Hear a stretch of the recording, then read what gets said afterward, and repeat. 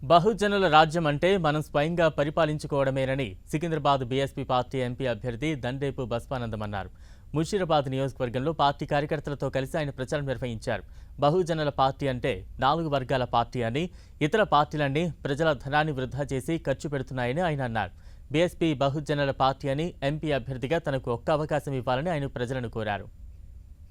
ఇప్పుడు కాంగ్రెస్కు వాళ్ళ చేసుకున్నటువంటి ఫండ్స్ కావచ్చు, దోపిడీలు కావచ్చు, వాటి వల్ల డబ్బులు విపరీతమైన పెద్ద పెద్ద సభలు పెట్టి ప్రజలను ఆకర్షిస్తున్నారు. కానీ నిజంగా ప్రేమతో వచ్చిన వాళ్ళు గారు ఇప్పుడు మాకు ఒక్క రూపాయి ఖర్చు పెట్టకుండా ఇంతమంది మా ఎంబడి వస్తున్నారంటే వాళ్ళకు ప్రేమతో వస్తున్నటువంటి వాళ్ళు. వాళ్ళంతా కూడా డబ్బు ఖర్చు పెట్టి ర్యాలీలు తీస్తే అది ప్రజాధనాన్ని దుర్వినియోగం చేసినట్టే. ప్రజాధనాన్ని దుర్వినియోగం చేసి కోట్లాది రూపాయలు మీరు టీవీలో చూస్తూనే ఉన్నారు రోజు న్యూస్లో. మరి ప్రజాధనాన్ని కోట్ల లక్షల కోట్ల రూపాయలు దుర్వినియోగం చేసి స్వార్థానికి ఉపయోగించుకుంటున్నారు. కాబట్టి ఆ యొక్క ప్రజాధనాన్ని సద్వినియోగం చేయాలంటే మనలాంటి నాయకులు రావాలి, ప్రజల్లో చైతన్యం తీసుకురావాలి.